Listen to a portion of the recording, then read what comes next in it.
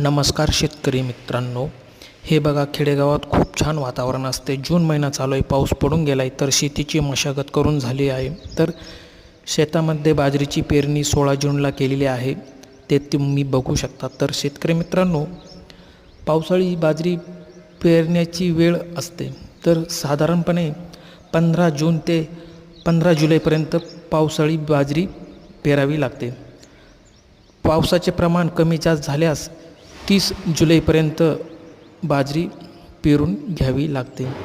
तर शेतकरी मित्रांनो, ह्या वेळेत जर पेरणी केली तर उत्पन्न खूप निघते.